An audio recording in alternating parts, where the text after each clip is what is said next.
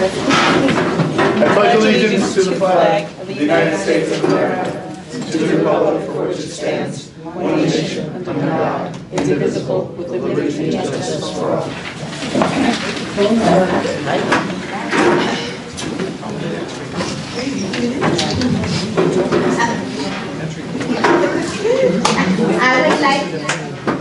I would like to advise those present that notice of this regular meeting of the Housing Authority of the City of Hoboken has been provided to the public in accordance with provisions of the Open Public Meeting Act.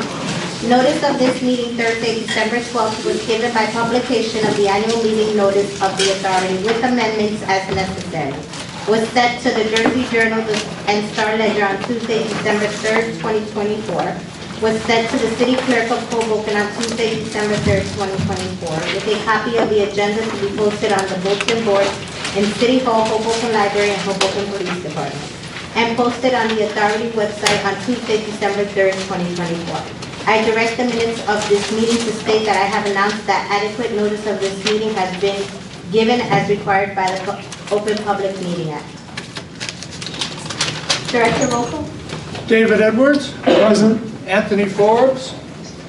Present. Barbara Reyes. Present. Jean Rodriguez. Present. Michael Russo. Present. James Sanford. Erica Seitzman. Present.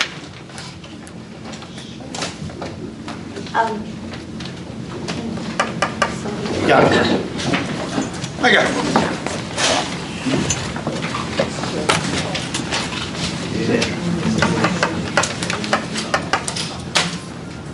Sandra Smith. Spence.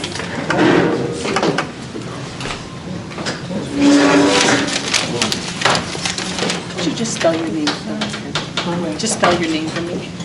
S-A-N-D-R-A. Smith. That's M-I-T-H. And Sam Smith. S-P-E-N-C-E. Okay. That's it? Yes. Sandra Smith. I just want to ask important question. I know we had got these letters about mandatory about extermination. Okay. Well, most of the time I'm always home, and when it's time for extermination.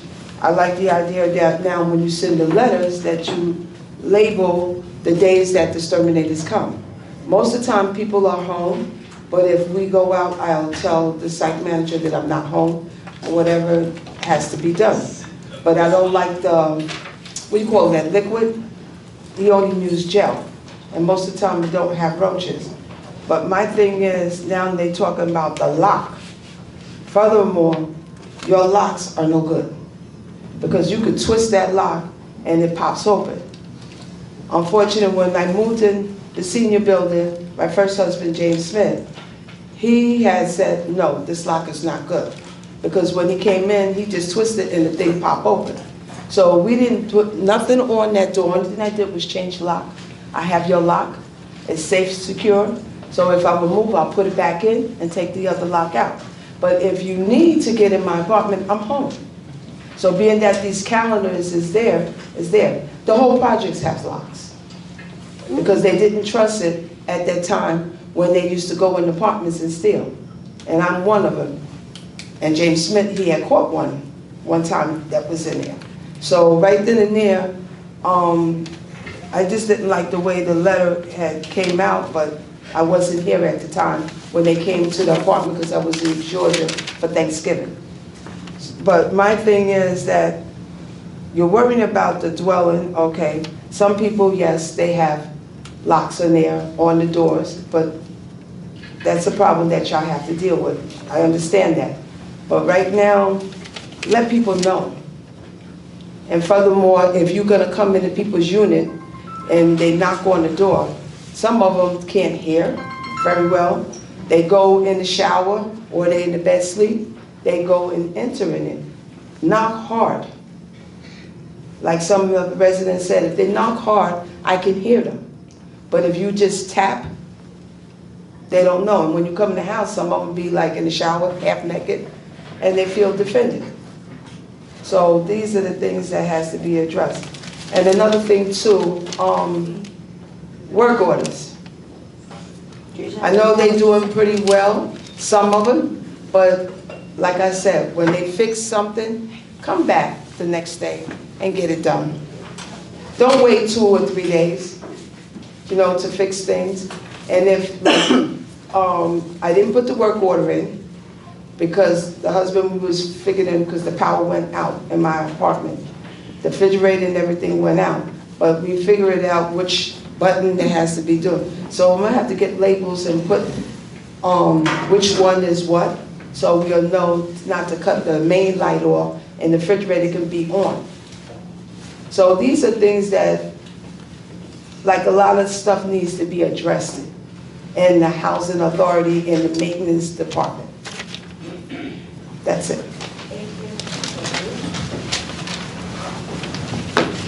Luz Marrero? Just spell your name. Luz, L-U-Z, Marrero, M-A-R-R-E-R-O. Thank you.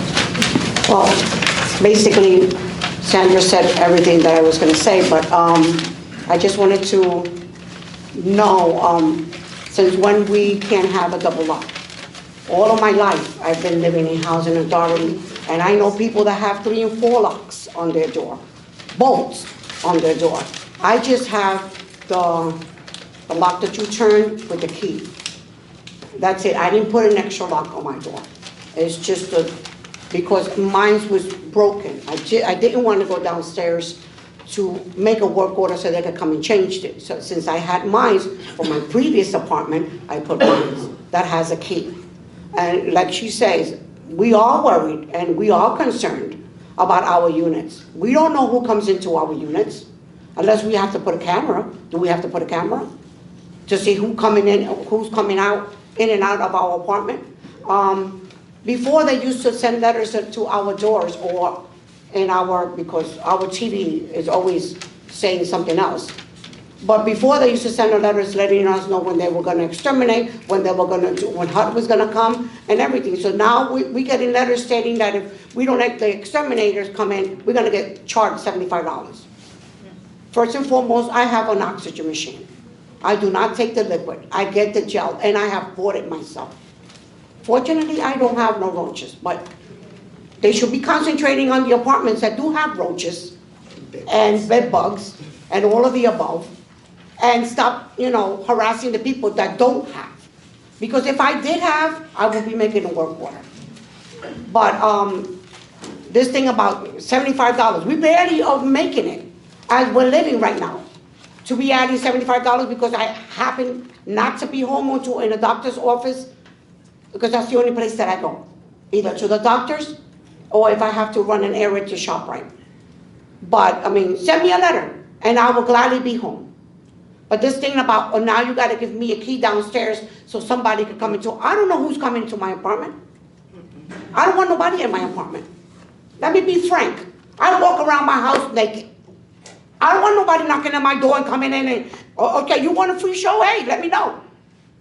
But I don't want no one in my apartment. Unless it's somebody that's gonna come to inspect, that it's HUD, or they're gonna exterminate, because I need to see what they're exterminating with. Because I suffer from COPD, and I suffer from asthma, and I have an oxygen machine. And I cannot have all of that spray all over my house. Unless you wanna send me to the hospital, and then I'll sue housing.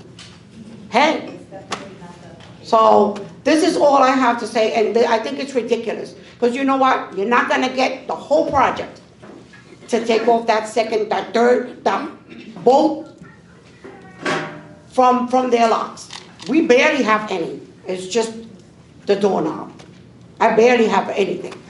So now if you want to reinforce our locks with brand new locks, good locks, then I'll take the other one down. Thank you.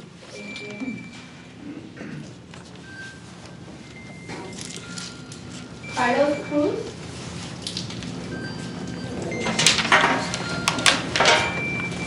Just spell your name for me. C-A-R-L-O-X. Last name C-R-U-Z.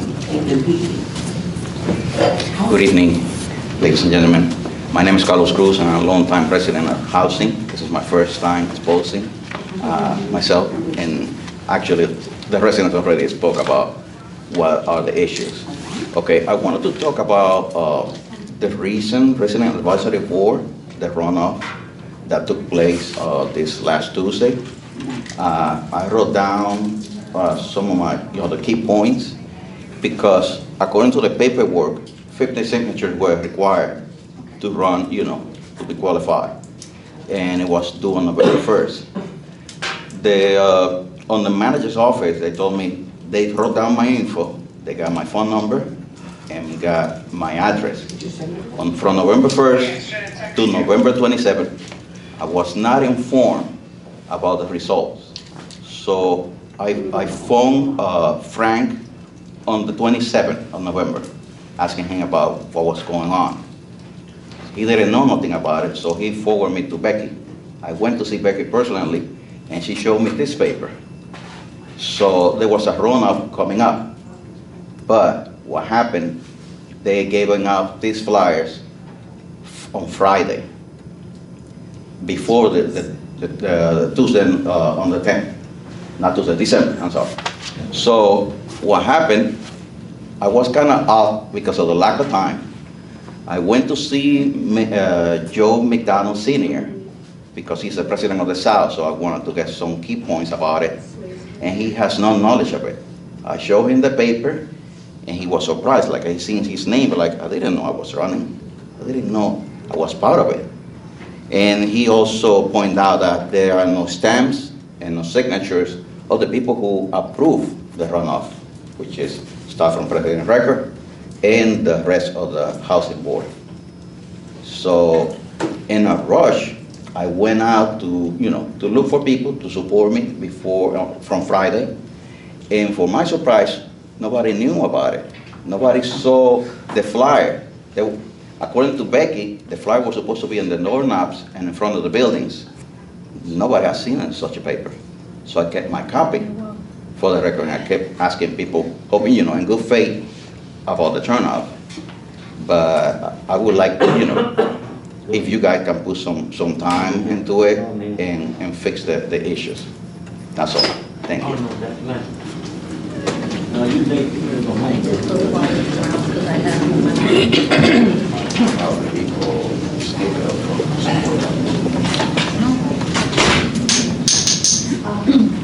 Aisha Rivera.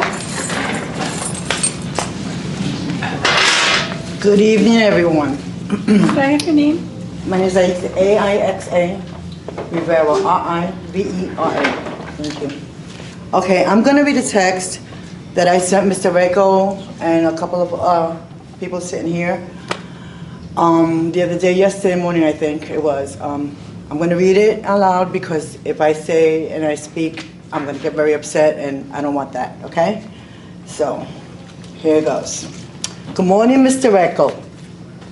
I am a tenant at 220 Adams. I've lived here for the past 10 years. And there has been an ongoing problem with Jean Rodriguez and Paula Braxton for a while now that has not been solved, okay?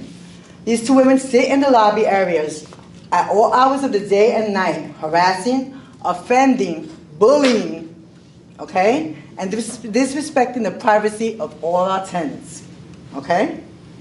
Ms. Rodriguez, as president and commissioner of housing and an advocate for the tenants, should abide by the rules and respect management, okay? And does not, all right? It is affecting the mental health of our tenants, me, myself, including me, okay? And many of our tenants. There's no reason why we should live like this, because these women feel that they can do whatever they feel because they have a title of commissioner or whatever else it is, okay? And she has her little buddy sitting over there, okay? Backing her up, all right? They intimidate people. They curse at their tenants, okay? They did the same thing when Patricia Blanco was management, okay? Now, this is a place of residence. It's for us to be at peace. And these women make it very difficult for us. Very difficult. Very difficult. They sit there, we come in and out. The first thing, they spread themselves there, okay? We have to smell their body odor. We have to look at them, which is not a very pleasant look, okay? They stare at everybody, they make fun of people. They talk behind their backs, okay? They're rude, they're obnoxious, and they're hateful. And they're conniving. And I'm up to here. I never come to these meetings. I never say anything. Because I don't mind anybody's business but mine and my mother's and my son's upstairs. Miss Braxton's grabbed one of my son's packages a while ago, okay? She knows my phone number. She knows where my mother lives. She held on to my son's package for a whole month before she turned it into him. Okay? We come downstairs. All right? Oh, the mailman hasn't come yet. She doesn't know why I'm going in the mailroom. She needs to mind her own business. Okay?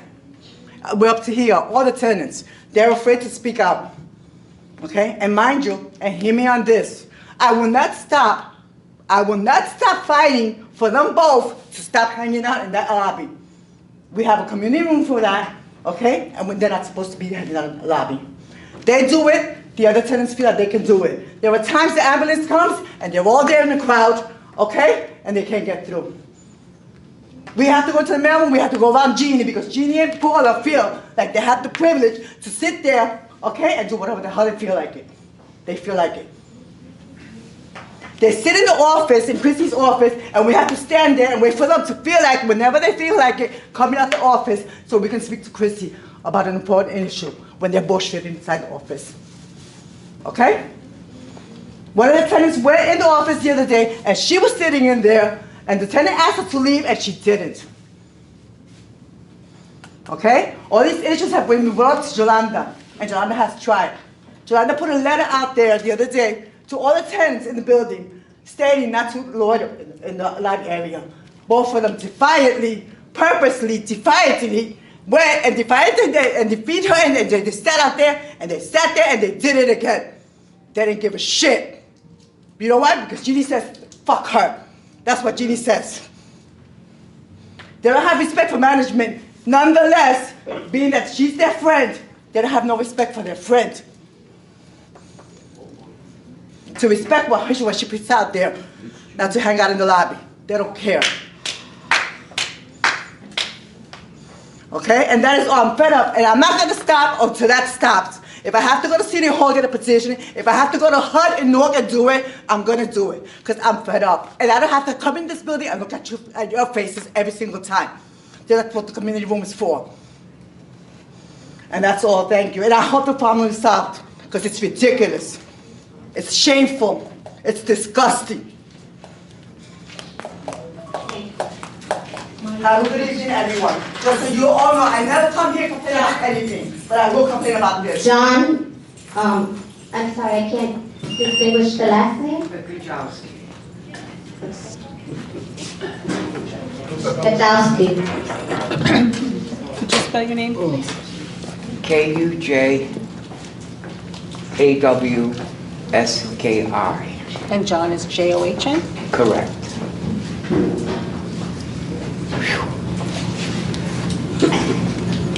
To each and every one of you, a very, very good friend of the family, the late Assistant Attorney General of the state of Connecticut, Dr. Michael Lombardo, who taught law at Harvard, Yale, and Brown. Good friend of the family. Funny guy. He looked at me one day and he said to me, John, I want to tell you something. I said, oh God. Yes, Michael. Excellency deserves recognition. From his mouth to my ears, from my mouth to your ears, I commend each and every one of you for what it is that you do, which I consider to be an outstanding job. You do what it is that you do because you love what it is that you do. Not only do you do what it is that you do because you love what you do, you do it because you know you make a difference, and that makes you feel good. It is beyond my comprehension of how it is that all of you do what it is that you do. And only do when you have to. But I just want to commend each and every one of you And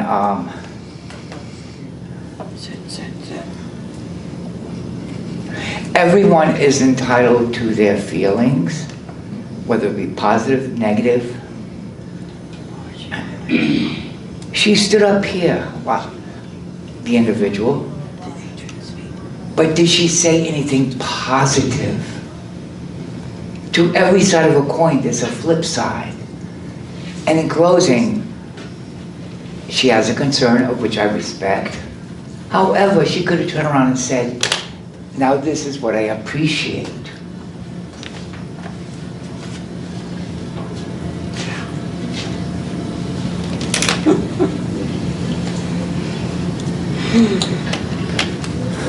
Amen. One last thing. In reference to maintenance or anybody entering your domain, proper procedures, you go downstairs, work order, da-da-da. I remember, and also there are considered emergencies if a water line breaks upstairs. If there's an emergency to where they have to enter your apartment and you're not there, that's understandable. However, anytime anyone is contracted by the Hoboken Housing Authority to enter your apartment, what they used to do is they would leave a little card on your doorknob saying that we have entered your apartment.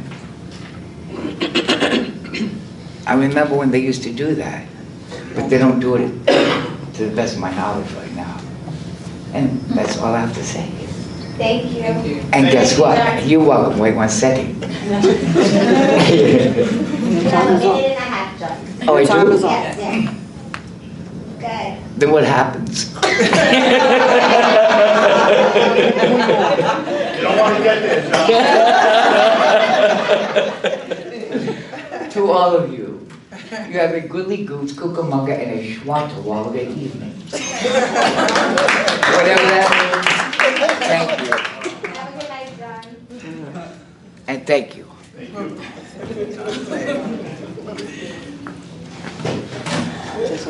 That's it. Motion to close. Motion. Second. Public portion. All in favor? All in favor? Aye. Director, before we move on to your report, I just want to kind of don't mess with me, Michael. I just kind of want to piggyback on what the lady said earlier, right, about having a second lock. And I'll be honest with you, I have a second lock. The lock was there when I moved in. I was provided the key when I moved into the second lock. Shauna has a copy of my second lock in the office. But with that being said, sometimes there's a lack of communication within the employees, right? So although Shauna has the key to get in, she has the key to the second lock. If the person that's going to the apartment doesn't realize that, then the tenant is still going to be charged. And they shouldn't, because technically, think about it, technically the manager has the key. It was just about communicating with the manager. Where's the key and so forth. I also agree with what John said at the end, that previously when housing did enter the apartment, they would leave a letter, something, just to let you know, we were here, a door tag, we were here, and so forth. You know, I know that now a lot of people do have rings in the housing authority, and that's a good thing, but not everybody does. So I think we really need to go back to making sure that if that's the case, that if they are going to enter the apartments, that is done. On the same hand, I'm gonna play devil's advocate because I am a resident. I wholeheartedly understand the fear of the residents and why they have those additional locks. We sit here month after month and hear the stuff that goes on in those buildings. Prime example, we had to get security, right? So a lot of them are by themselves and they're elderly. That's the only way they feel safe. So I think that as an administration and even as a board, we need to brainstorm and work together to come to a common understanding, right? Because I don't think it's fair that residents should be charged $75 for an exterminator not being able to enter your apartment. I'm just being honest with you. And again, there are people in the housing authority that don't want them because they don't experience that, you know, the infestations that others do. So they're like, or they handle it themselves because they do it all month. So I just would hope that you guys would, you know, look into this again, maybe brainstorm, come up with a better idea. But I wholeheartedly understand why these seniors and even individuals in the housing authority do have additional locks on their door, because the honest truth is that we don't always feel safe. And that's understood, Chairwoman, understood. And I do think that we had instituted door tags, and I honestly don't know why we're not doing it, so we will look into that. That should be done. If anyone enters your unit, there should be a note or a door tag saying that somebody was in your unit. On the keys and locks, I think your solution, Chairwoman, to have the manager have that second key is crucial. I hate to say it, but if you've got a leak above, you've got a leak down below, and we've got to get into the unit above and you're not home, we got to get in there. So we need to have that access. And we need to build that trust with you. There's no doubt about it. We need to build that trust with you, and I understand that. Issues like door tags and trust, and that you know that, and we need to work on that. There's no doubt about that. As far as the treatment, it is common knowledge in extermination that you'll never control pests, roaches, without doing an entire building.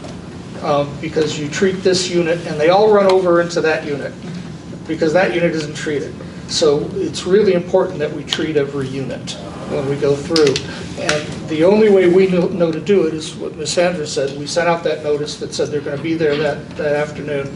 Please be there. Now, if you can't be there, you can call your manager and say, I can't be there. And you won't get that charge, right? So contact your manager if you can't be there. You won't get that charge. We do have the alternative treatment. You don't have to spray. All right, if you're worried about that spray, just contact maintenance, your manager. I've had people call me, and we've then communicated with management and said, put this unit on the do not spray list, and they just use the gel. So let's work together on that, and I think we can come up with a better solution for everyone on that. Because if we're ever going to solve this issue, we've got to do every single unit as we go through. And one of the reasons I think this has come up is we have assigned somebody new to go with the exterminators from our staff so that we do get into every single unit. So there's been a little more enforcement on knocking on doors. But again, the housing authority pays that exterminator. And if we can't get into the unit, then we've got to come back and we've got to pay the exterminator. So there's that back and forth. But your manager will be very open to you coming in and saying, look, that wasn't fair. I had an emergency doctor. There's ways to take those charges off if it was an unfair charge. On the other hand, we need to be serious. We need to get into the units at times and do that. So we'll keep working with you, though, and I really hear you very clearly on the issue of trust, on the issue of notifying residents and making sure that you know that we're there. So to my report, and a number of things that came up in your comments will come up in my report. The 10 Reasons Drop-In Center is still going strong. We appreciate everyone that's helped there. They're making progress in achieving their nonprofit status and standing on their own. Probably a big part of my report tonight to the board was a reorganization of staff that I've instituted. And I'll go through the high points of that. For the board, I did put an organization chart for the executive team in your books as attachment 1. I'm pleased first to introduce Sandy Bolinas to you as our new policy, public relations, and special projects analyst. Sandy has been with us since December 2nd and is quickly learning our policies and procedures. She comes to our team with a wealth of experience. We welcome Sandy to the team. Sandy, would you stand up and say hello to everybody? Hello, everyone. Hello.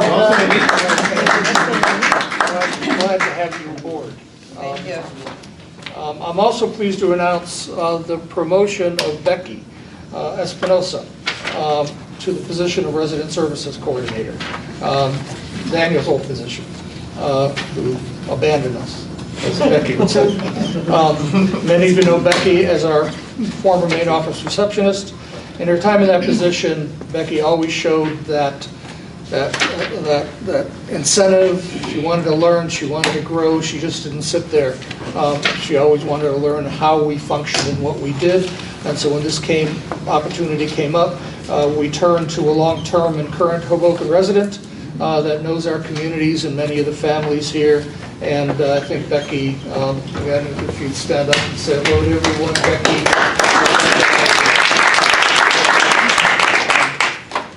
As our resident services coordinator.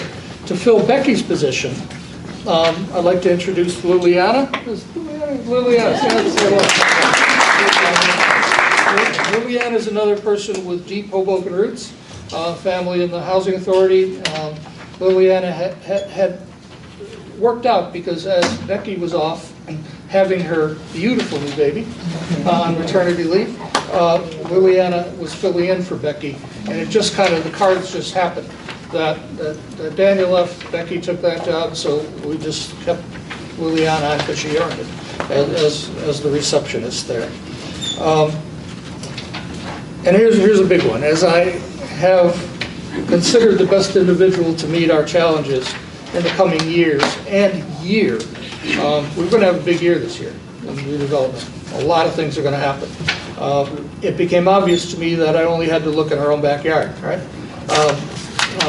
We did some looking, some interviewing, some looking around, and it turned out that I sincerely believe that promoting Frank Merchant to the position of Development Director was the right move. Frank comes with experience in our organization. 4 years now? Yes. Yeah, 4 years now, just past his anniversary date. He's known as professional, trustworthy, and experienced. He's been with us through the whole strategic planning, through the whole redevelopment planning. Our consultants know him and they respect him, and I think he's the man to help us through the myriad of twists and turns in the redevelopment plan in the coming years. So We're in a deep nut now, brother. you're in. Welcome. Welcome. He's already there. And so for a while, he's going to be wearing the two hats as we look for his replacement, which we hope won't take too long. We'll be advertising that hopefully tomorrow. And we'll be advertising in-house and publicly for that position. In my daily operations and in consultation with the Enterprise Foundation Technical Assistance Group, it became real obvious that they saw a hole in our operation that we needed for succession issues. And when I mean succession, I don't mean me leaving. I mean, if I'm not there, if I'm on vacation, if I get hit by the hop or whatever might happen. Yeah. Can't deal with that on the city side. If I get hit by a New York bus coming through Observer Highway, that a deputy director position is needed. That's somebody that can be here to either make those decisions and or sign off on documents and have that. So I'm promoting Emil over to the position. He's keeping the CFO position. There's going to be that dual position of CFO, deputy director.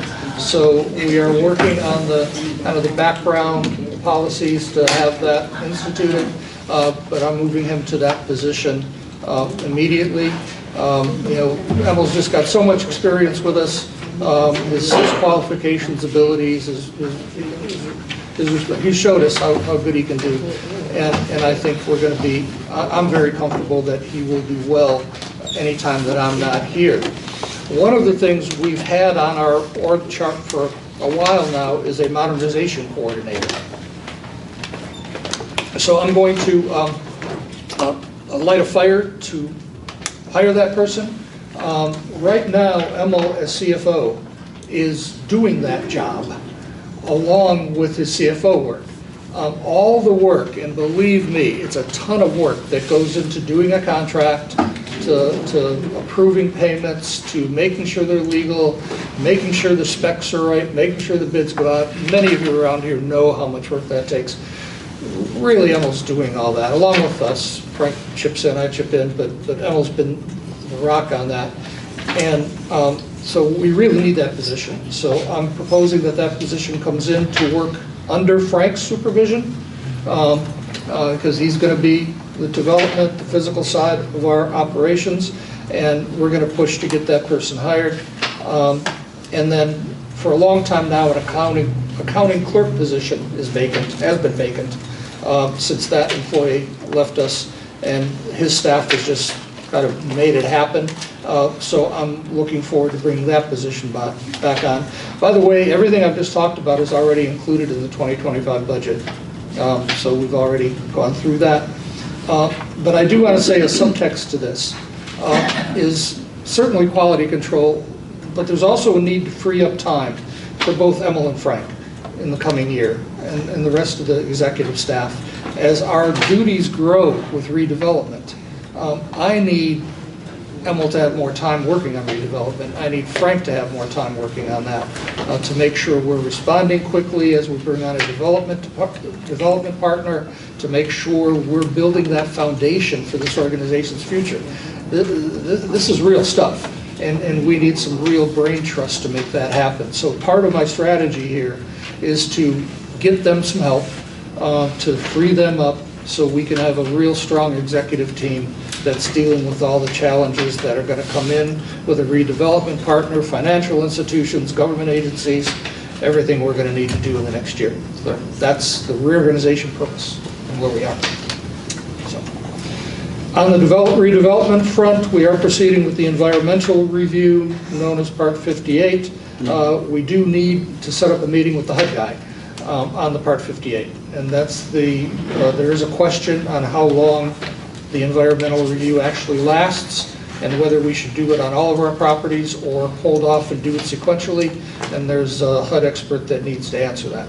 And we're setting up a meeting with the city's consultant and the HUD environmental guy. Director, we don't need anything Yes. from the city side, right? No. I spoke to... The city's doing great. Yeah, I spoke to Chris yesterday Yeah. specifically about that, and Yeah. he said he was waiting for HUD to get involved. Set that so- meeting. Okay. Chris has been great. We talk often, and he's right with us, so. I yell at him once a week, so... Yeah, that's good. And that's probably why he texted me today and said we better talk tomorrow. Sometimes people can't hear me. Excuse me?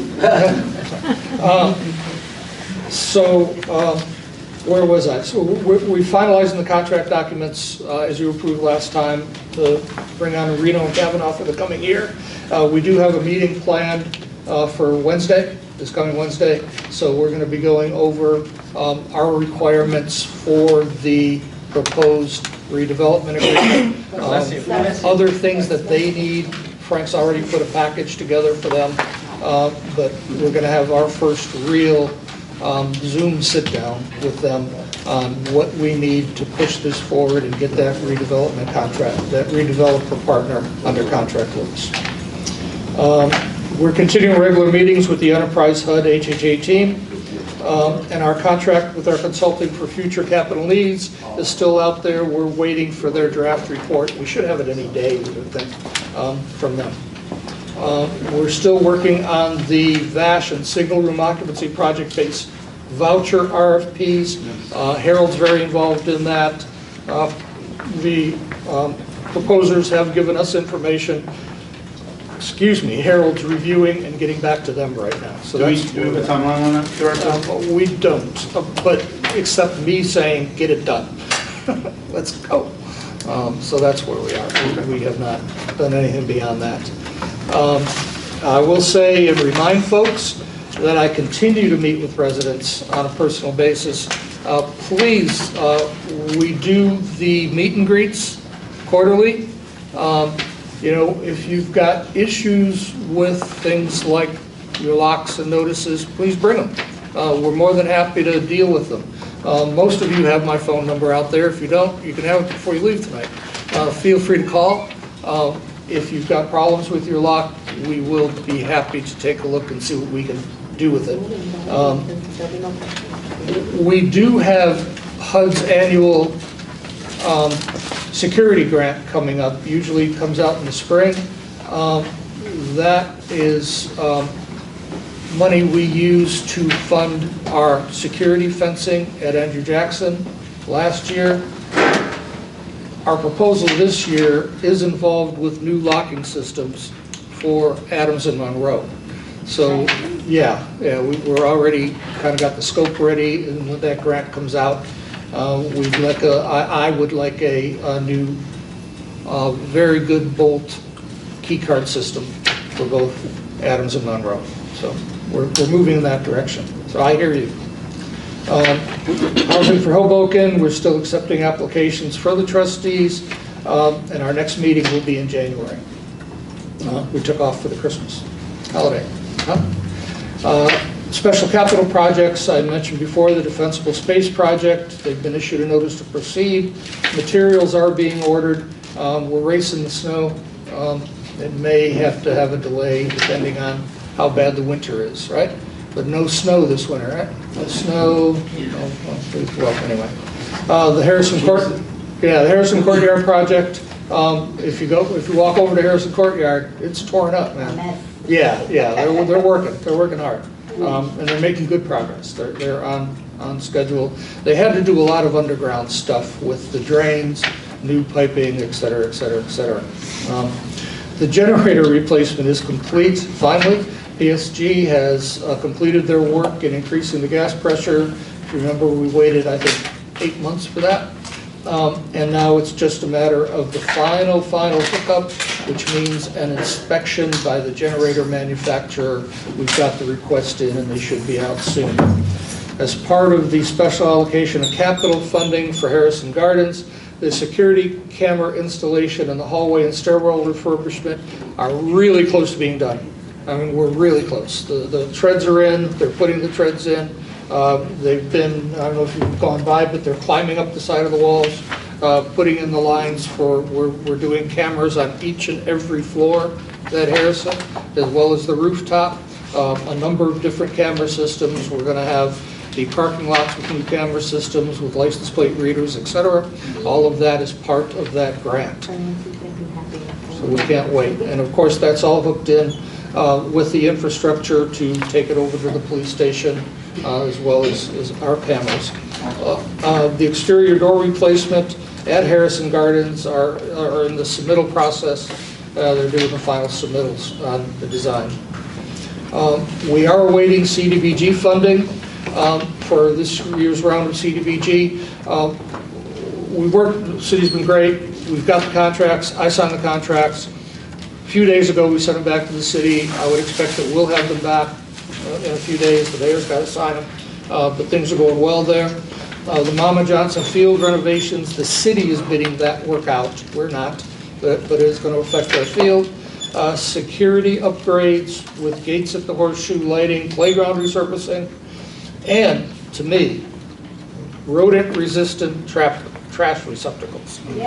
Yes. They're going to be the type of receptacles that close and seal after you put your trash in, rather than these open dumpsters.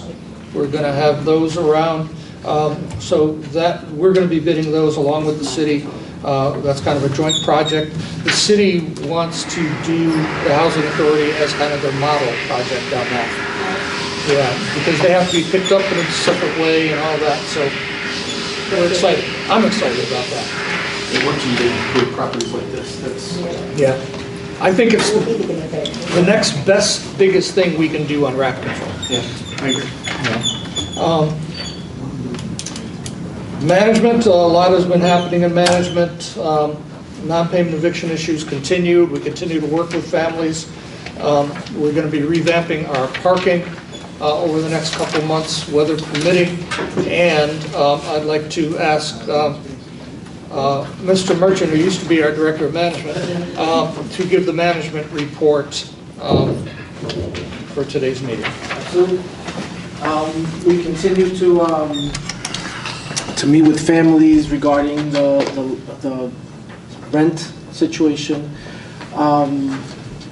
What I continue to ask everyone is, please, if you have a repayment agreement that you've entered with us, those dates are important, because after we came out of court, we had some repayment agreements, and we need to continue with those dates. As you noticed, if you could, I want to bring your attention to the PIC number. It's unusually low, 94, for public housing. That is our very next frontier after tenant accounts receivable is going to be late recertification, which we have now continued working with Matt on. Our next batches are going to be more focusing on late recertification. We've now gotten the more egregious folks that owed money. We had a lot of families enter into repayment agreements through the Housing Authority. So now we need to focus on bringing that number up, because that will affect our funding eventually if we don't stay above 95 as far as getting folks to recertify. Recertifying is extremely important in the sense that that is when you give us your updated income, and if we don't have that, you find yourself in situations where maybe you owe money for unreported income. So it's very important to stay recertified. But with that being said, we did have the in-house repayment agreements took a hit this number from last month because unfortunately a lot of folks did not make repayment payments. So it's actually a significant number. Historically, in the month of December, understandably, families maybe don't pay rent or they don't pay repayment agreements, and we do see this cyclically every year. However, unfortunately, that does affect the bottom line for us, and then it does raise the number of families who are behind on rent more than one. So if you go down to that number of 486, that's how many families are behind just in public housing, for whether it's $5 or more. So that 181 is the number of families that are just new to this month, and that's the number that you see has raised considerably since last month. Frank, can I interrupt you for a second? Yes, absolutely. Director, maybe we could restructure that repayment agreement so we kind of change it where December is not a month that we would collect. So it gives everybody the opportunity, and again, the months before might... A furlough. Yeah, for the month of December. or might bump up the other ones by a couple bucks or whatever it is. Yes. You know, just reallocate it so that December's a quote-unquote free month, where they're not making that payment, and it allows everybody to kind of deal with the holidays without having that worry on their head. I know that we're facing like post-COVID, but even before COVID, this was always something. So if we can come to a way that we could do that, because we know it's a reality, right? I think it's a nice reward for those who want to enter that repayment agreement. They're willing to come to us, they're willing to do that, and I think it would be a nice, you know, again, legally, as long as we could do it, and it might be something that we would want to consider, so. Thank you. My 2 cents. Yeah. Santa? Thank you. I'll go to beer. It's white already, so. And while we're on that of accounts receivable, I did get a link today from James from the Board of Ed. Thank you so much. There is some extra money from the DCA right now for back rent. So I'll make sure that everyone gets that link tomorrow, and let's share that with as many people. We'll try to send it out on all our social media. But that's another opportunity for folks who are behind to apply for that back rent and maybe get some of it. Obviously, it's like anything else. There's paperwork, and some people qualify, some people don't. If you know something about it. I have the email. I actually got it today as well. It's actually open up January 13, 2025 until January 31st, 2025. It is a lottery, so you're not guaranteed that you're going to be chosen to be one of the recipients, but it's worth a try. It's worth a try. It's only going to be online. It's a pre-application, and then once you get chosen, then they'll ask for the additional paperwork. I can forward this to you guys, and I know I was just telling Michael, he made a really good point that maybe this should go out to everyone that has the repayment plans, because it's a hit or miss, but I mean. 100%. We like to use every resource we can. We never want to evict anyone. We just never want to do that. So I just want to do a quick thing here that because we never want to evict anyone, we worked very hard to do in-house repayment agreements with folks. Now those aren't repayment agreements that are sanctioned by the court. They're an agreement between us and the family. We can go up. We're allowed to go out to 10 years, and essentially it's a 10-year interest-free loan, and we can spread that out over that time. And now, once that agreement's violated, we'll often go back for a second one if somebody comes in. But then, the only option is to go to court, right? I mean, we have no other option. So then we go to court, and that is the last opportunity to do a repayment agreement, right? So once we get to court, we will do a repayment agreement if we can work it out. But then it's sanctioned by the court, right? So once it's sanctioned by the court and you break that one, it's not nice anymore, right? Now you're subject to being locked out of your apartment. And that is not fun, and we don't want that. No one wants that, right? So we have all these opportunities to fix things. And in the meantime, we go out to Hopes, we go out to DCA, we see if we can find you assistance. But at some point, we have got to move on that. And we hate the thought of having to lock anyone's door. But at some point, in order to solve this problem, we must do it. And that goes into the recertification thing that Frank was saying. Because by regulation, each family has to be recertified every year. Well, if somebody just refuses to come in, what do? We go, well, you can't tackle them and drag them, all right? Eventually, the only option we have is to go to court with you and get possession of your apartment. And again, we don't want to do that, all right? We don't want to do that. So that's the worst case, and HUD grades us on recertifications. We have to have a good recertification rate, and rightfully so.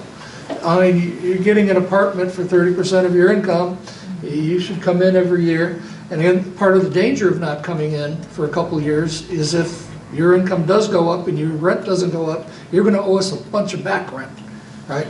So we don't want that either. So please work with us, right? Because we will bend over backwards, and we have. Sometimes my staff shakes their head at me, but we will do everything we can for you. So I wanted to do that, to interrupt you. Thank you. No, Matt, I think you want to. I just wanted to comment on a couple of things that just came up, both with what Frank said and what the director said. If I could, and again, I'm the Grinch here, my suggestion on possibly, taking December off for repayment agreements, I think that's a great idea for in-house agreements, which tenants, I think, have been getting 2 shots at. I think it's a little bit trickier for court-sanctioned agreements to write in that month off. Plus, once you get to court, the Housing Authority's guideline is a lot shorter period than that 10 years. So if you eliminate 1 month in a year, it makes those other 11 months that much higher, which people sometimes might struggle with.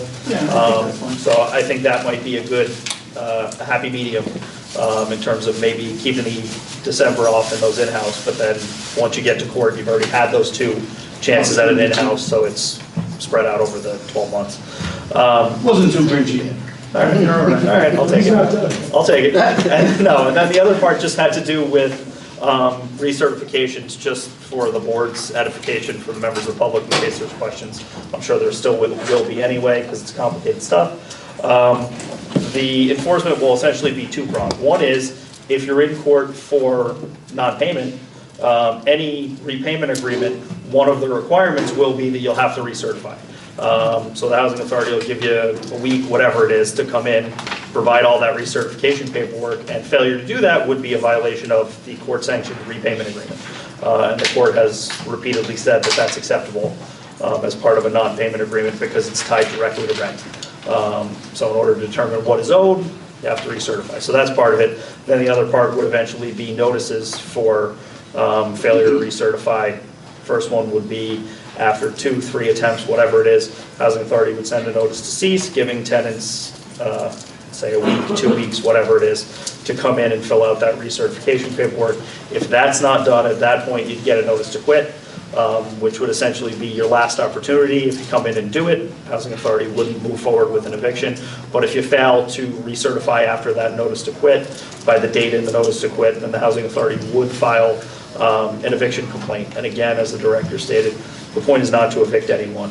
It's to get people to recertify because, one, it affects the authority scores, which has a financial impact, and the other is, as the director stated, Frank stated as well, if you recertify on an annual basis, you're not going to have that 2-3 years where you didn't recertify, and then you're going to have a big back rent bill, which will then cause a non-payment of rent issue.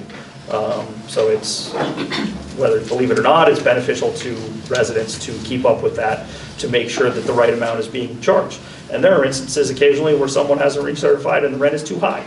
But you won't get the benefit of that because, correct me if I'm wrong, if it's higher, the housing authority is required to collect that higher amount. If it's lower and you didn't report it, housing authority is not required to refund that money.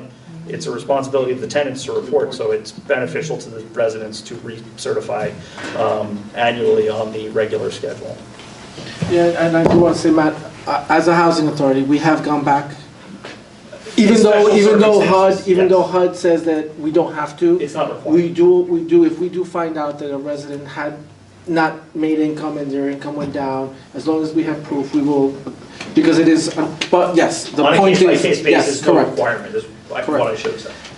Because the truth of the matter is that it does affect us, and everything that we are is numbers and reports, right? So the HUD doesn't get to see us, like we get to see each other, but HUD doesn't see us, they just see the numbers, and if the numbers don't add up, we don't get the funding. So we need the funding to help you, it's a vicious cycle. But I'm done with my report, but I would be remiss if I didn't thank everybody, specifically my staff, for everything that we've been through in the last 4 years. So I appreciate you, the board for giving me your support, and the residents, because you've all, one way or the other, I've been involved in all of you, and now I get to help you from a different side of what I do. So the goal is to make these buildings last the next 100 years, and so that everybody is, quality of life. We want to see this be the jewel of Hoboken. So thank you for the chance. Thank you, Frank. I do have a question. Does the Director of Development still sing at parties? Ask Matt, I think it's on a case-by-case basis. When are you cutting your first album? No, it's actually the deputy director, so Emil's gonna like get ready.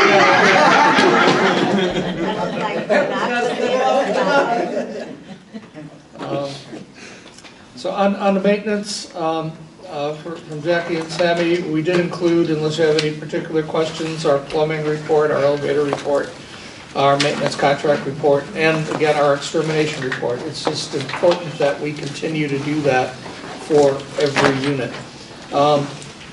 We're currently accepting applications, continue for part-time building maintenance workers and part and full-time mechanics. Plumbing skills are always a plus.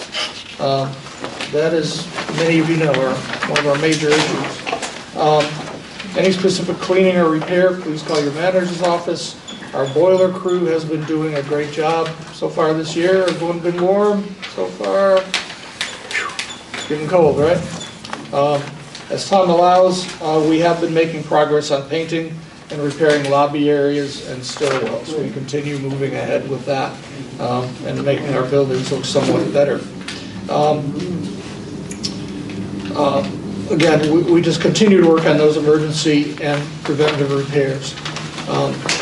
Finance report? Director, before you get there, Yeah. I'm gonna push you on the direct hire agreement with the local unions, specifically about plumbing and other specialties. I think it would really help to get, especially that we don't have part-time workers right now that we could utilize. Thank you. That might be able to kind of fill that void. So I did make one of the first steps this past week with Harold on getting some parameters on what it would take to bring them in. Okay. So we're working on it. Okay. We're working on it. We're going to set that up with them. I appreciate that. Yes. But I'm going to push you hard. Thank you. Let you know. Fair warning. And we don't want it done tomorrow. It'll be better tonight, right? Correct. Thank you. In the last Finance Committee, it was decided that a regular summary financial report would be reviewed by the Finance Committee and subsequently provided to the full board. We put that as attachment 7. I've just got to say this, seriously, many thanks to Commissioner Edwards to bring a banker onto this board. Right? It's been really good. Yeah, he is one persnickety individual, and I say that with the highest regard because he's really made us take a fresh look and see how we can do a better job of reporting to you and a better job of taking a holistic look at where we are and what we're doing and what resources we have. I don't know what we might want to say. These are unaudited numbers in here, so they're not final, official, etc. Unaudited numbers, and our surplus looks really, really good this year. But, there's always a but, right? Always a but. Yeah. This still does not include and consider the write-offs we're going to have to do for the bad debts that are out there, which will significantly reduce this. We did get a little early Christmas present this year from PSG, or was it the sewer? Sewer. The sewer. Yeah, sorry about that. Where they gave us a rebate for some overcharges over the years of about $500,000. So that helped our bottom line. We're also very aware that a new administration is coming. And where our yearly funding is going to land traditionally has not been good with that party, with everything. But it's been tough, we know that. So we need to make sure we're putting a little money aside should we have any issues with funding. And of course, always, who knows? We get another Sandy, we're going to need that funding. We're currently running at about a 4-month level of reserves. So if HUD were to stop funding us, the government were to shut down, right, and tell us we're not paying you, and residents decided not to pay rent, we would be able to run well for about 4 months. HUD recommends 6, we're at about 4, which is okay, but it's not ideal, and we need to stay there. So that's kind of, we're healthy, but it's not like I'm ready to go out and hire 10 new maintenance guys. I just can't. We can't afford that. We got to make sure that we watch that bottom line. And again, if you remember, we weren't in that situation 5 years ago. We've improved quite a bit. So that's where we are on that one. Anything else from Commissioner Edwards or Emil? Emil's behind you. Been quiet. Yes or no, Emil? He's coming. No, I think the director really summarized that very well. We had a good year, we're happy. That North Hudson Sewer just already payment of $500,000 is okay. It was going back 20 years. We're very grateful for that. Our vacancy decline has contributed to our higher revenue numbers. Fortunate for that, and we'll continue to collect on our incomes, keep pushing forward so that we are able to. I'm sorry, keep collecting on our resident. Rental income. Rental. So that we can continue to keep some money aside for our reserve. That is it. Thank you. I should mention in that too is that we're currently under negotiation with our maintenance department, Local 97 Union. We've got to renew that contract this year, so we've been working with them, and we're pretty close to an agreement. It's going to cost us a little bit, but our guys deserve it, and I think we're going to be coming back to you, I think, with a rational proposal for what we're going to do. We proposed to them rather than a 3-year or 4-year contract, and they've conditionally said okay, which I'm real happy about because then we can budget into the future, and it's been a pretty decent experience. Where we are is we've got a very conditional agreement, and our representative for Local 97 has to take that back to our maintenance employees now and see if that's okay with them. We think we're good. How much of the maintenance cost does those people cover? What percentage of the maintenance budget, is that what you're asking? Yeah. Gee, did I hear Emil was behind me? Is it a majority? I don't need. Yeah, it's about a third of the maintenance budget is our maintenance salaries on the total maintenance number. Yeah, that'd be about right. And so the other 2/3 is contracted work? Contract, materials. So it's a big percentage. Yes. We did budget a raise, and we just need to talk that through with the Personnel Finance Committee, where between what we had budgeted and what we may have to go with in order to close up this contract where we land. But that'll be something that we need to talk about with the Finance Committee in 2025. And the Personnel Committee, we have both of those meetings. If we get them to come back and say, yes, then we'll come to the Personnel Finance Committee, they'll approve, and then we'll bring it through those committees to this board. Because it will be an update to the budget? Yeah, maybe, yeah. It will be a good thing to put it behind us. Historically, that contract has gone into default for well over a year, so it would be nice to give our maintenance employees raises that we have budgeted. Yeah, we're ahead of the game. So I'm sorry, so last, so are all of our maintenance employees union? Our full-time maintenance employees are union, yes. We do have about 10 part-time maintenance employees that are not unionized. And the administrative staff is not union. But that's separate from Union 55? or- Yes. Correct, that is another union. Yes. And a Union different type 55 of is union. doing solely with vacant unit turnovers. Yeah. The Local 97 union for the maintenance employees isn't, there's a term they use for it, it isn't where you walk up and get a job for the day or 2 days. That's more like Local 55, where they're a shop where they come in and we'll bring somebody on for a month or 2 months or 3 months, where Local 97 just represents existing workers. I'm sorry, can you guys turn whatever you got on that represents existing? Existing workers. You okay? So you know. Anything else? No, sir. Okay, thank you. Impossible. So that answers your question on the... And No, he just said he is. resident services to get near the end. I'd like to just say special recognition to all these folks back there, which really filled in while we had 2 major positions, PR and public relations and resident services. And the managers, Lord, just everyone stepped in and filled in those shoes for a while, so thank you all. Thank you, everyone. And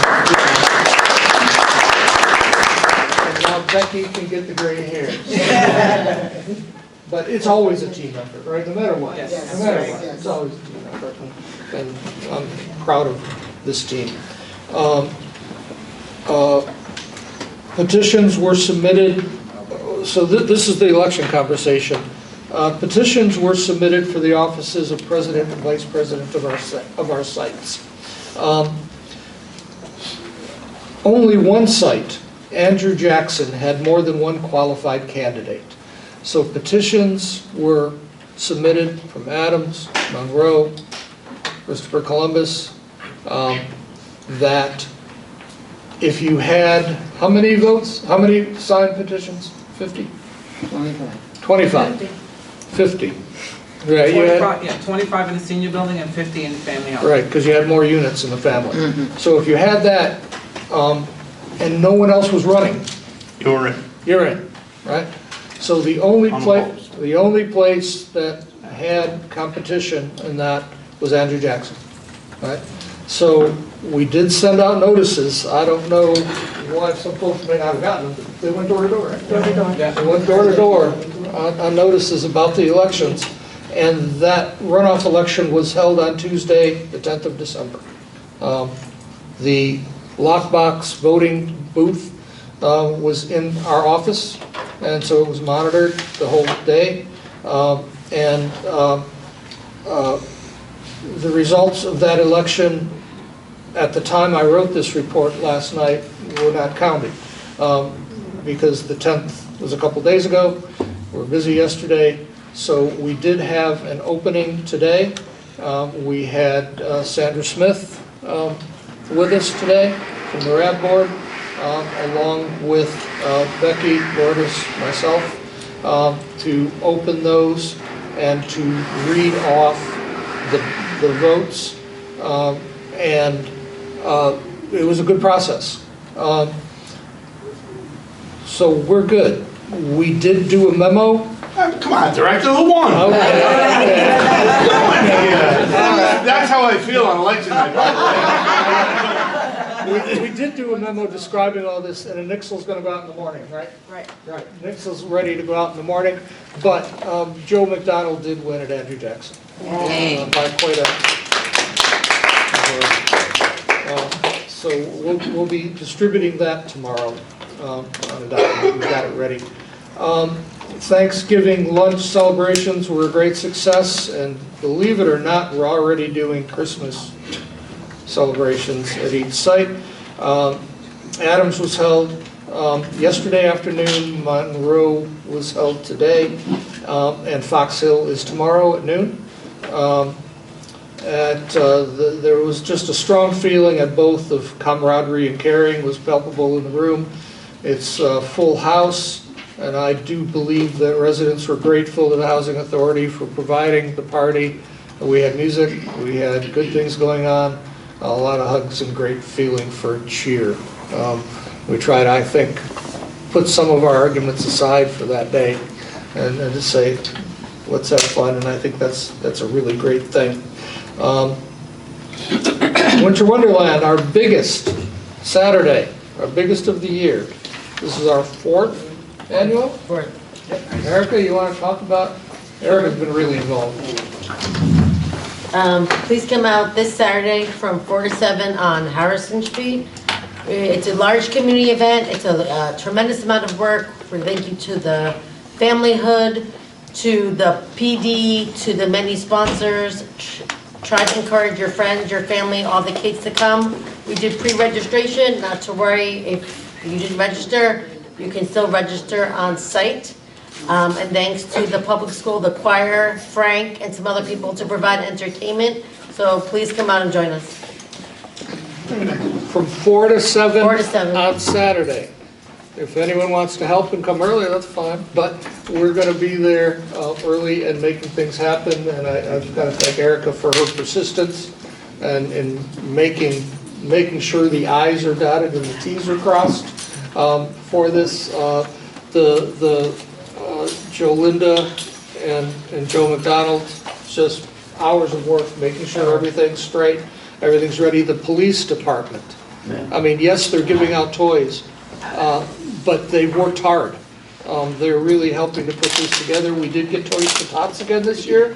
There's going to be a lot of toys, there's going to be a lot of cheer, there's going to be a lot of hot chocolate and cookies and munchies, so bundle up and come on out and see us. It's going to be a lot of fun. I can't wait. And there is a rumor that Santa may show up. So, be ready. In closing, my report, I just would be remiss in not wishing every board member, the staff, and all of the residents that we have a privilege of serving a joyous and love-filled holiday. This is our last meeting of the year. Yes, We're not going to see each other, over the holidays until next year. Yep, may all of us ring in a new year with pride in what we have accomplished. And I want to say this to the board, to the residents, and to these fine people back here. In 2024, we have a lot of pride in what we accomplished in 2024. It wasn't easy. It's never easy, but we're on the right track.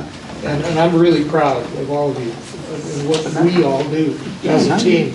And to look forward to 2025. It's going to be a better year. So thank you all for what you do. With great love and respect, let's go forward to 2025. That's the end of my report. What about Oh, that guy. Let's see. Yeah. That guy. What are we doing? Thanks, Matt. And what would Christmas be without the Grinch? Oh, your dad's not here. I'm sorry.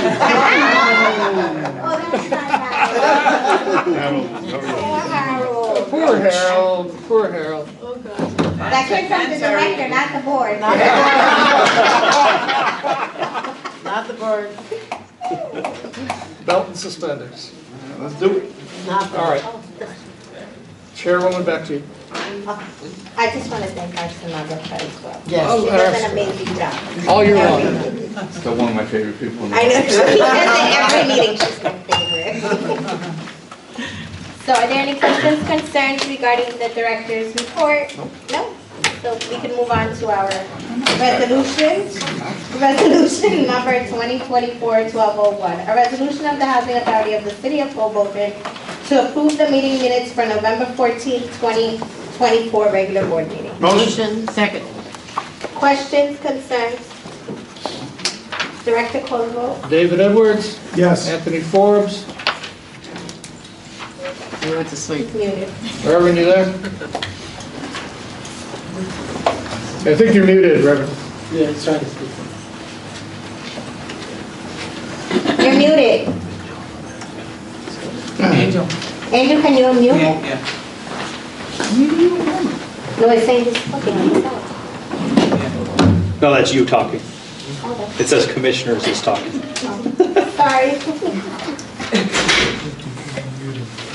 Rev. It's all right, keep going. Okay. We'll come back. Barbara Reyes, Yes.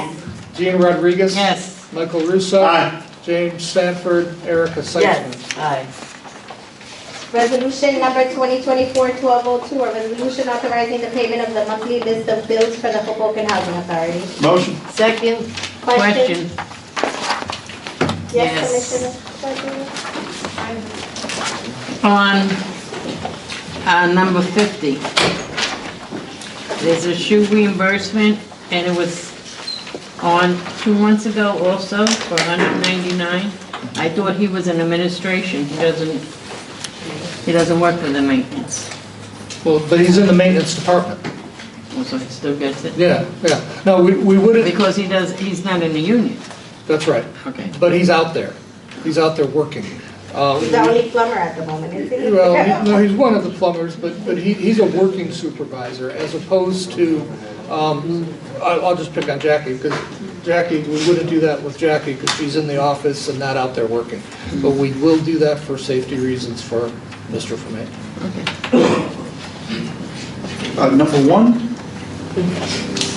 Fitzpatrick, Warner. I can't let you get away with one meeting. No, just how many, is that just 1 month or is that multiple months there? Director? Yeah, I can. Yeah. He comes in. 1 month. 1 month. Price of milk went up? You record, let's do Oh, yeah, it. I've Let's been busy. come on. Thank you. No, I'm gonna. I just have 2 questions, and just informational. Number 5, what is Biff Duncan monthly backup? Monthly backup of what? Well, you can answer. All our data is backed up on the cloud, and so we're paying a monthly fee for it to go up there. So Biff Duncan is not a person, it's a... No, sir. It's a company. So it's like Microsoft Cloud, it's the same thing, this is just our cloud backup? Yes. And then my second question, number... Sorry? No. Yeah, I just want to see, I'm not going to go there. Number 62, United Ford, what is that?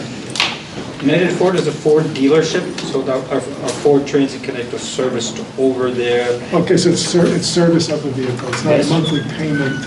No. Oh, it's expensive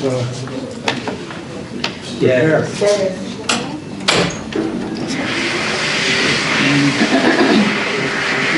That was it from there. Any further questions or concerns? Director Caldwell? David Edwards. Yes. Anthony Forbes.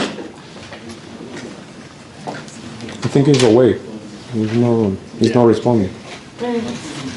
Well, we can't hear you, Reverend Forbes, so we'll move along. Barbara Reyes. Yes. Jean Rodriguez. Yes. Michael Russo. Aye. James Sanford. Erica Seitzman. Aye. Yes. Resolution number 2024-1203, a resolution of the Housing Authority of the City of Hoboken to increase the amount of the contract contract for Fox Hill Gardens kitchen and lighting alterations. Motion. Second. Questions, concerns? Director, call the vote. David Edwards, Yes. Anthony Forbes, Barbara Reyes, Yes. Gina Rodriguez. Yes. Michael Russo. Aye. James Sanford, Erica Seitzman. Yes, aye. Resolution number 2024-1204, resolution of the Housing Authority of the City of Hoboken to award a contract for 655 6th Street sidewalk. Motion. Second. I have a question. Go ahead. Is this, when you say the sidewalk, is it actually the 6th Street sidewalk, or is it like in front of the building? Sure. There's a big puddle that forms. Yes. In front of the whole front of the whole front of, I'm sorry, I didn't know who you was talking to, I'm sorry. I didn't want to answer.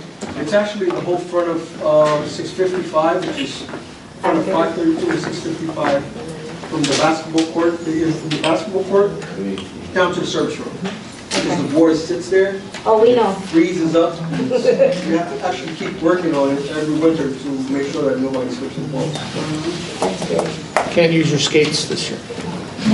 I'm happy to hear that, it is an issue. And I have just a general question, and it relates to one of the other resolutions. What do we own? Do we own all the sidewalks in the street? Do we own, like, because the later resolution is we're paying for a water main break. I mean, what do we own? So, we own, my understanding, well, I do know within our property, that's all ours. Everything that we're doing here, that's within our property guidelines. Does that include the streets? Yes. Certain Certain streets, right. Some. Right. Now, for example, if you come down 4th Street, that's city coming by the field. And you make a left on Harrison, that's all city. Now, if you go right in front of our office, that's ours. Clear as mud. Yeah, that's right. Now, if you come down Jackson, and you know where 5th Street comes in? Yeah. To the left, that street is actually ours. That's our street. I wish the city would take it, but it's our street. So you mean on the Eventually, other side? when we redevelop. You mean on the other side of the field? That's right. Oh, okay. That, and I was surprised at that too, but we actually went back to the city and checked the plot plans, the development plans, and when they developed, they should have given it. The city would have been happy to take it back then, but we own it, so we plow it, we take care of it. Now and then, if the council people aren't looking, we get the city to help us out over there with a little patching or something, but that's our responsibility on that street. Now, the city ordinance on sidewalks, aren't we responsible for the sidewalks? Absolutely. That's right. So the sidewalks out in front of our buildings. And is that? That's citywide. That's Right. Citywide. That's citywide. Yeah. Everything else is ours. But inside. then what about, I guess wait till the later resolution, but what about all the utilities? Yeah. Why is the water main? Only in the instance where it is our, and this instance we're going to approve later, hopefully, or going before you, that I approved for an emergency, is that it was our line coming from our building on our property that went directly into the city line. So that whole line belongs to us. And then it goes into the city. Now, once it hits the city, that's theirs. But that line going out to go into the city line is our responsibility. It was ours, And just that- like any owner. So correct me if I'm That wrong. is citywide as well. Yes, So- that's right. So correct me if I'm wrong, Director. As long as it's under authority property, which includes some of the streets, correct? Well, in this I'm instance, sorry, unless it's under, authority property, Right. where it's the authority street. this instance. It doesn't have to be, right. This instance, it actually went, it goes under authority property, out about 15 foot of the street into the city main. So under the city street Right. is our line, Still their line. Got it. right? Got it, But okay. it's our line because it comes only from our building out to the city street. It's our responsibility. Same situation would apply like in, let's just call it a brownstone on Bloomfield, right? Like that line from that home out under the sidewalk into the main is still the responsibility of that homeowner. It's actually come up a ton of times at the city council where people would assume that that was a city piece of property, and it isn't. The homeowner's actually responsible Does for that. it apply the same for sewer? Yes, and that's fairly standard, like my home, the line until it gets to the city line is my responsibility. So it's any private landowner. Thank you. Director, any more questions? Director, can you call the roll? David Edwards? Yes. Anthony Forbes? Barbara Reyes? Yes. Jean Rodriguez? Yes. Michael Russo? Aye. James Sanford, Erica Seitzman? Yes, aye. Yes, Dad. Back. You're back. Can you hear it? Can you hear us? You said yes, you said yes. Resolution number 2024-1205, a resolution of the Housing Authority of the City of Hoboken to ratify the November 26, 2024 award of an emergency contract to repair a water main break at 460 H Street. Motion. Second. Questions, concerns?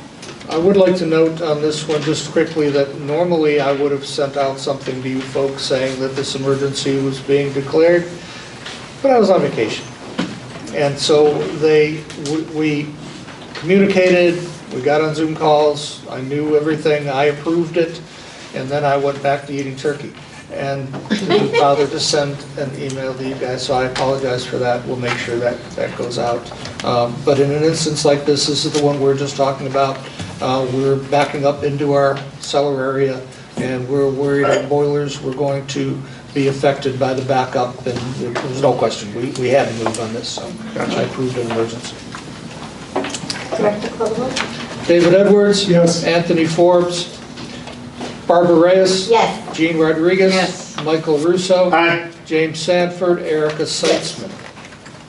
Resolution number 2024-1206, a resolution of the Housing Authority of the City of Hoboken to award contract for architectural and general engineering services. If I may, before you ask for a motion in a second, correct me if I'm wrong, Emily, it should be award a contract, correct? Correct. I missed that. So it should be award a contract for architectural and engineering services. A contract. Yes. Should I read it again? No, you can leave it as is, and there was no motion in second, so you don't have to amend it or anything. Okay. Motion. Second. Questions, concerns? You know, and just in looking, I do have one question. The amount of 200,000, how was that decided? Just based on history and what we often spend for the year, we don't have to spend up to that amount, but it just depends on the work that comes our way for the year. Okay.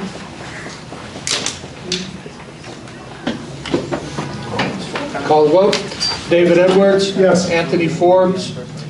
Barbara Reyes? Yes. Jean Rodriguez? Yes. Michael Russo? Aye. James Sanford? Erica Seitzman? Aye, yes. So before we close, I just want to say happy holidays to everyone here. As the director stated, I want to say thank you to the staff and all you did this year. We did come a long way from the beginning of the year to now. And I know that you guys are not always told, but the board does appreciate all of you and the hard work that you guys put in day and day out. So thank you guys, and everyone have a happy holiday. Thank you. Happy holidays, everybody. Motion closed.